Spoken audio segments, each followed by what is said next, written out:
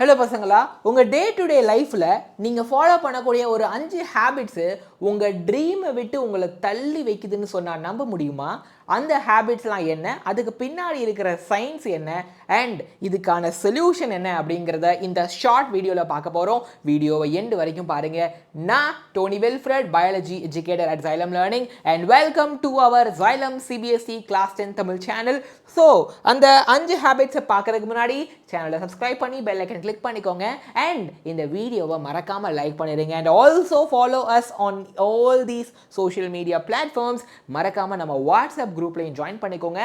இது எல்லாத்துக்கான லிங்க்கும் டிஸ்கிரிப்ஷன் பாக்ஸில் இருக்குது. So habit number 1 sleep habit தான் இது. அப்போது எல்லாரும் இப்போ இருக்கிற எல்லா பசங்களும் லேட் நைட்டு தூங்குறது மாத்திரம் இல்லாமல் அந்த லேட் நைட்டு ஃபோனை ஸ்க்ரோல் பண்ணி இன்ஸ்டாகிராம் ரீல்ஸு, யூடியூப் ஷார்ட்ஸ்னு பார்க்குறாங்க.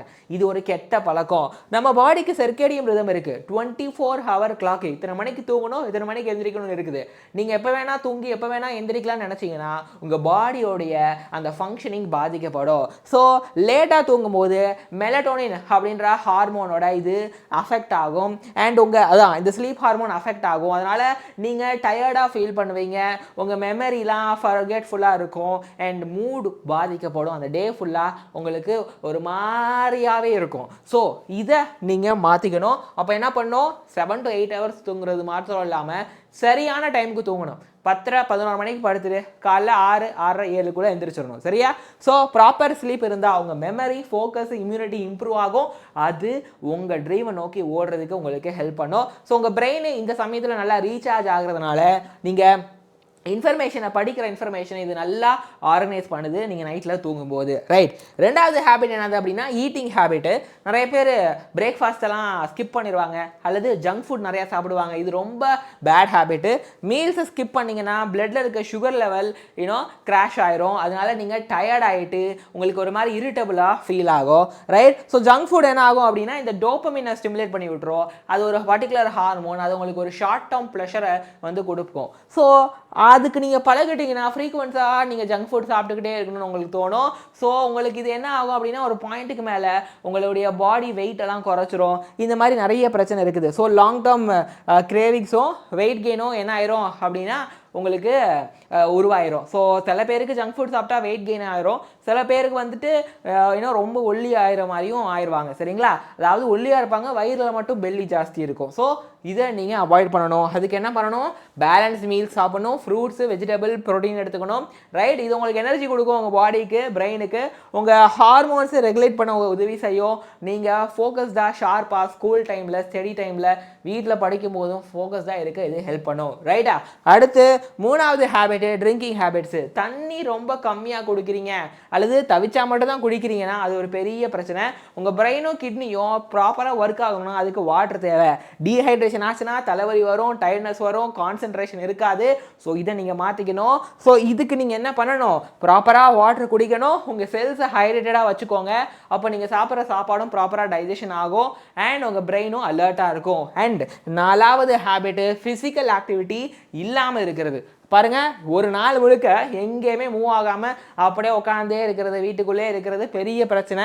ரைட். இந்த மாதிரி ஆக்டிவிட்டி இல்லைனா உங்களுடைய பிளட்டுடைய சர்க்குலேஷன் கம்மியாயிரும். ஸோ ஒரு மாதிரி சோம்பேறி மாதிரி நீங்கள் ஃபீல் பண்ணுவீங்க. உங்கள் மசிலும் போகணும், டைம் ஆக ஆக அப்புறம் வீக்கே ஆயிரும். எதை யூஸ் பண்ணலையோ அது வீக் ஆயிரும். ஸோ இது ரொம்ப பேட் ஹேபிட்டு. இதை நீங்கள் மாற்றிக்க என்ன பண்ணிக்கணும்? வாக் போங்க, ஸ்ட்ரெச்சிங் பண்ணுங்க, சின்ன சின்ன லைட் எக்ஸசைஸ் பண்ணுங்கள். இப்படி ரெகுலராக எக்ஸசைஸ் பண்ணும்போது என்டார்ஃபின்ற ஹார்மோன் ரிலீஸ் ஆகும். அது உங்களை ஹாப்பியாக ஃபீல் பண்ண வைக்கும். சரிங்களா?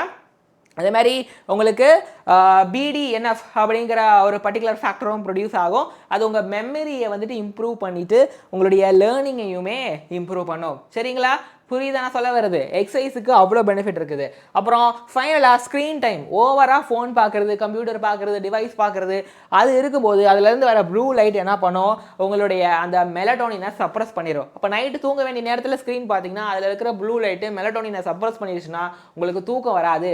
சோஷியல் மீடியா யூஸ் பண்ணுறதுனால மீடியாவில் டோபமைன் லூப்ஸ் வந்துட்டு உருவாகும். அதாவது உங்கள் ஃபோட்டோ போடுறீங்க, யார் லைக் போடுறா, யார் கமெண்ட் போடுறான்னு அதை பார்த்துக்கிட்டே இருக்கணுன்றது தோணும். இது உங்களை அடிக்ட் ஆகிக்கிறோம். ஸோ இந்த ஹேபிட்டையும் தயவு செஞ்சு விட்டுருங்க.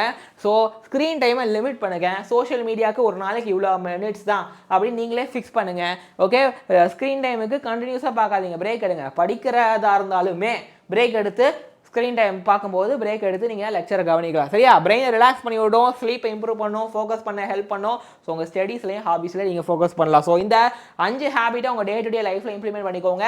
ஸோ நம்ம வீடியோட எண்டுக்கு வந்துட்டோம். உங்கள் அண்ணாக்கா யாரும் கரண்ட்டாக இப்போ 2026 நீட் எழுத போகிறாங்கன்னா அவங்களுக்காக நம்ம இப்போ இந்த அக்டோபர் மிட்டில் ஒரு ஃபாஸ்ட் ட்ராக் பேட்ச் ஆரம்பிக்கிறோம். +1 +2 2 சிலபஸையும் சேர்த்து ஃபுல்லாக டீச் பண்ணுவோம் இந்த ஃபாஸ்ட் ட்ராக் பேட்சில். ஸோ இதோடைய ப்ரைஸ், ஆன்லைன் கோர்ஸோட ப்ரைஸ் 8,500 இன்க்ளூடிங் ஜிஎஸ்டி. டேபு மெட்டீரியல் வேணும் அப்படின்னா 25,649, ரைட்? அண்ட் ஒருவேளை அவங்க ஆஃப்லைனில் படிக்கணும்னு ஆசைப்பட்றாங்கன்னா ஆஃப்லைன் ஃபீஸ் வெறும் 29,000 சம்திங் தான். சரியா? ஸோ அதை அந்த வாய்ப்பை பயன்படுத்திக்கோங்க, ரைட்? ஸோ இந்த ஒரு டேபில் உங்களுக்கு கோர்ஸ் ரிலேட்டடான எல்லா கண்டென்ட்டும் உங்களுக்கு கிடைச்சிடும். சரியா? ரைட். இதுதான் நம்மளுடைய ஆஃப்லைன் ப்ரைஸ் 29,500. நமக்கு திருச்சி, திருநெல்வேலி, கோயம்புத்தூரில் சைலம் ஹைபிரிட் கேம்பஸ் இருக்குது. அங்கே நீங்கள் நேராக வந்து இந்த ஃபாஸ்ட் ட்ராக் பேட்சில் ஜாயின் பண்ணிக்கலாம். சரி, அவங்க அண்ணாக்காக்கு சொல்லுங்கள், ரைட்? இந்த வீடியோ ஹெல்ப்ஃபுல்லாக இருந்துச்சுன்னா கமெண்ட்டில் எந்த ஹேபிட்டை இன்னையிலேருந்து நீங்கள் விட போகிறீங்க அப்படிங்கிறத எனக்கு கமெண்ட்டில் சொல்லிவிட்டு வீடியோக்கு ஒரு like போடுறேங்க. I'll see you in my next video. Until then, bye bye, tata, take care, keep learning, keep growing. See you.